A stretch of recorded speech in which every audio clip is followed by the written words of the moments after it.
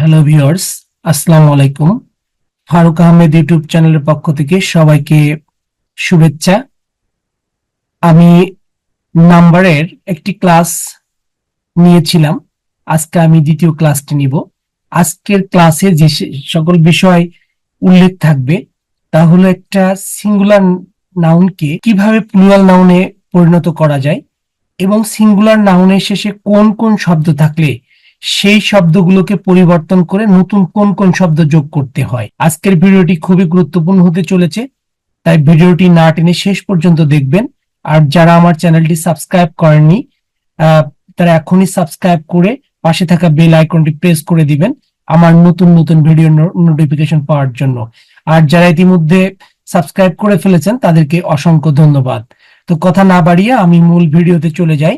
আজকে আমি রুল 3 থেকে আলোচনা করব। রুল 3 তে আছে নাউনের শেষে এফ এফই থাকলে প্লুরাল করার সময় এফ বা এফই উঠিয়ে দিয়ে ওই স্থানে ভিএস বসাতে হয়। অর্থাৎ এফ এফই এর পরিবর্তে ভিএস বসালে প্লুরাল হয়ে যায়।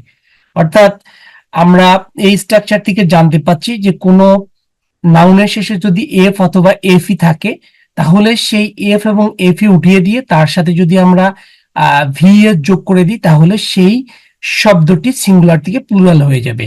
তো আমরা উদাহরণে গিয়ে দেখি। প্রথমে আছে কাফ, এখানে সিএএলএফ, কাফ এর শেষে কিন্তু আছে এফ আছে, সুতরাং আমরা স্ট্রাকচারে জেনেছি যদি এফ থাকে তাহলে এই এফ উঠিয়ে দিয়ে তার সাথে যদি আমরা ভিএস যোগ করি তাহলে ওই শব্দটি প্লুরাল হয়ে যাবে। সেম ভাবে কাফ, কাফস হয়েছে, দেখেন সিএএল, এফ এর পরিবর্তে ভিএস হয়েছে।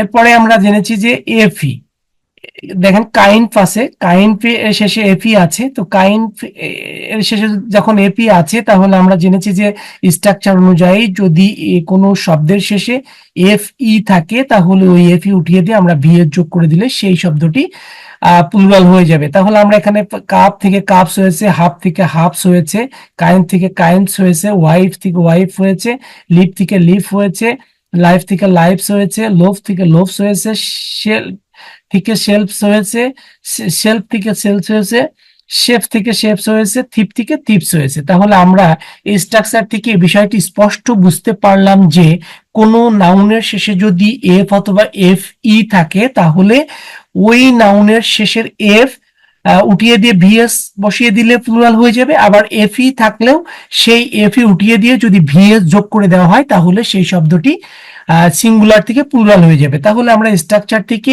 যদি আমরা স্ট্রাকচারটি সহজভাবে মনে রাখি তাহলে আমরা হাজার হাজার শব্দকে খুব সহজে মুখস্থ না করেই সিঙ্গুলার থেকে প্লুরালে পরিণত করতে পারি। কিন্তু নাউনের শেষে ব্যতিক্রম কিছু আছে, যে নাউনের শেষে I F, O double F, double O F, U L F, E R F, R I F E, A R F, I double F, U R F, A F E ইত্যাদি থাকলে শুধুমাত্র এর যোগ করে প্লুরাল করতে হয়, সেক্ষেত্রে আর ভি এর যোগ করার কোনো প্রয়োজন হয় না।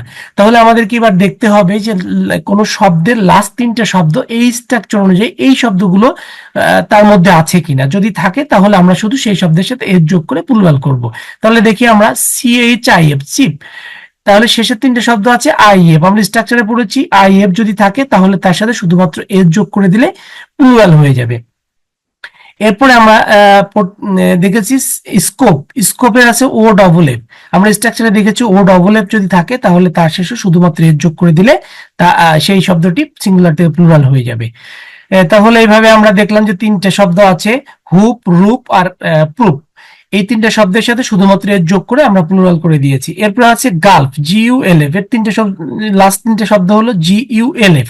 আমরা দেখেছি ইউএলএফ যদি থাকে কোনো শব্দের শেষে তার শেষে এর যোগ করে দিলে সেই শব্দটি প্লুরাল হয়ে যাবে। এরপর আছে এসইআরএফ, আমরা দেখেছি ইআরএফ যদি কোনো শব্দের সাথে, এই যে ইআরএফ যদি কোনো শব্দের সাথে থাকে তাহলে সেই শব্দটির সাথে শুধুমাত্র এর যোগ করে দিলে সেটা প্লুরাল হয়ে যাবে। এরপর আছে স্ট্রিপ, স্ট্রিপ হলো শেষের শব্দ, তিনটি শব্দ হলো আই ইএফ, আমরা দেখেছি আই ইএফ যদি কোনো শব্দের সাথে আই ইএফ, আইএফ যদি কোনো শব্দের সাথে সাথে থাকে তাহলে সেই শব্দটির সাথে শুধুমাত্র এর যোগ করে দিলে সেই শব্দটি প্লুরাল হয়ে যাবে। এরপর stripe, clip, drop, dwarf, troop, scope, এই প্রত্যেকটা শব্দের শেষেই এই স্ট্রাকচারের যে শব্দগুলো আছে সেই শব্দগুলো যোগ আছে, যার কারণে আমরা প্রত্যেকটা শব্দের শেষে শুধুমাত্র এর যোগ করে প্লুরাল করেছি। তাহলে বন্ধুরা আমরা এই স্ট্রাকচার থেকে এটা জানতে পারলাম যে কোনো শব্দের শেষে যদি এই যে উপর উল্লেখিত এই শব্দগুলো থাকে তাহলে সেই শব্দগুলোকে প্লুরাল করার সময় অবশ্যই শুধুমাত্র এর যোগ করে দিলেই সেই শব্দটি প্লুরাল হয়ে যাবে, তার সাথে আর নতুন করে কোনো কিছু যোগ করা লাগবে না। তো বন্ধুরা আমরা যদি শব্দ মুখস্থ না করে এই স্ট্রাকচারটি মুখস্থ করতে পারি তাহলে আমরা হাজার হাজার শব্দকে খুব সহজেই এবং নির্ভুলভাবে সিঙ্গুলার থেকে প্লুরাল করতে পারবো। এরপরে আমরা দেখি যে ইংরেজিতে ওয়ার্ড আছে হলো 26টি, এর মধ্যে 5টি ওয়ার্ড হলো ভাওয়েল এবং বাকি 21টি ওয়ার্ড হলো কনসোনেন্ট। ভাওয়েল কোনগুলো সেগুলো আমরা জানি। ভাওয়েল আছে হলো যে 5টি শব্দ, তো সেটা হলো এ ই আই ও ইউ, এই 5টা শব্দ হলো ভাওয়েল, আর A E I O U ছাড়া বাকি যে 21টি শব্দ আছে সেগুলো কনসোনেন্ট। বন্ধুরা আমরা যে এই ইংরেজি 26টা ওয়ার্ডের মধ্যে ভাওয়েল এবং কনসোনেন্ট কোনগুলো সেগুলো আমরা শিখতেছি, কি কারণে শিখতেছি একটু পরে আপনারা সেটা বুঝতে পারবেন। আমরা পরবর্তী রুলসে চলে যাচ্ছি। রুলস 4 আছে নাউনের শেষে ওয়াই থাকলে এবং এর আগে কনসোনেন্ট থাকলে তাহলে ওই শব্দটাকে প্লুরাল করতে হলে ওয়াই এর জায়গায় আই এবং এরপর ইয়েস যোগ করে দিলে সেটা প্লুরাল হয়ে যায়। অর্থাৎ কনসোনেন্ট প্লাস ওয়াই, অর্থাৎ ওয়াই এর আগে যদি কোনো কনসোনেন্ট থাকে, কোনো শব্দের শেষের শব্দটি যদি ওয়াই থাকে এবং তার আগে কনসোনেন্ট থাকে তাহলে সেই শব্দকে প্লুরাল করতে হলে কনসোনেন্টের পরে ওয়াই উঠিয়ে দিয়ে আই এর যোগ করে দিলে সেটা প্লুরাল হয়ে যায়।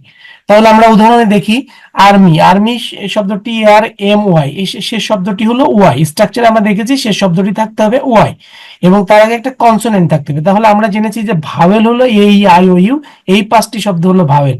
তাহলে এখানে আছে এমটা অবশ্যই ভাওয়েলের মধ্যে নেই, তার মানে এটা হলো অবশ্যই কনসোনেন্ট। তাহলে আমরা জানলাম স্ট্রাকচার থেকে জেনেছি যে ওয়াই এর আগে যদি কোনো কনসোনেন্ট থাকে তাহলে সেই শব্দে ওয়াই উঠিয়ে দিয়ে কনসোনেন্টের সাথে আই এর যোগ করে দিলে সেই শব্দটি অবশ্যই সিঙ্গুলার থেকে প্লুরাল হয়ে যাবে। তাহলে এখানে আর্মি সেম ভাবে আর্মিস হয়েছে baby, city, fly, spy, lady, duty, pony, এই সবগুলো শব্দের শেষে ওয়াই আছে এবং তার আগে একটি করে কনসোনেন্ট আছে। সুতরাং এই সবগুলো শব্দকেই প্লুরাল করতে হলে এই ওয়াই উঠিয়ে দিয়ে আই এর যোগ করে দিলে সেটা প্লুরাল হয়ে যায়। বন্ধুরা এবার একটু লক্ষ্য করুন, উপরে সব কয়টি সিঙ্গুলার নাউনের শেষে ওয়াই ছিল এবং তার আগে একটি আগের অক্ষরটি ছিল কনসোনেন্ট, কিন্তু ওয়াই এর আগে যদি কনসোনেন্ট না থাকে ভাওয়েল ওয়ার্ড থাকে তাহলে তাকে প্লুরাল করতে হলে শুধুমাত্র এর যোগ করতে হয়।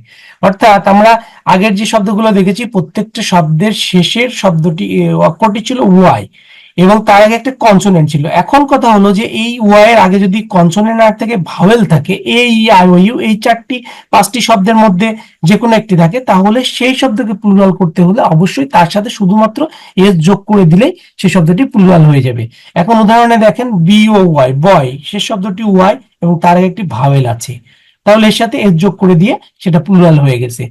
কি, মানকি, টয়, ডে, প্লে, রে, ওয়ে, প্রত্যেকটা শব্দের শেষেই ওয়াই আছে এবং তার আগে একটি করে ভাওয়েল আছে।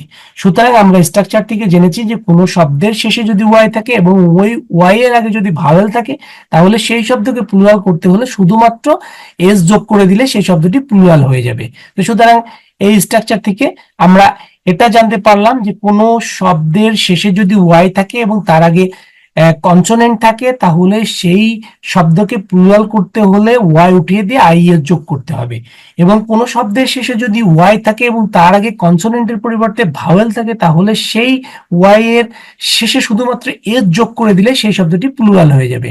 তো বন্ধুরা আজকের এই দুটো স্ট্রাকচার থেকে আমরা গুরুত্বপূর্ণ বেশ কিছু নিয়ম শিখতে পেরেছি। এই নিয়মগুলো যদি আপনারা খুব সুন্দরভাবে মনে রাখার চেষ্টা করেন এবং মনে রাখতে পারেন তাহলে আপনাকে আর ধরে ধরে এই সিঙ্গুলার থেকে প্লুরাল মুখস্থ করতে হবে না, বরং এই নিয়মগুলো আপনার মনে থাকলে আপনি হাজার হাজার শব্দকে খুব সহজেই সিঙ্গুলার থেকে প্লুরাল করে ফেলতে পারবেন।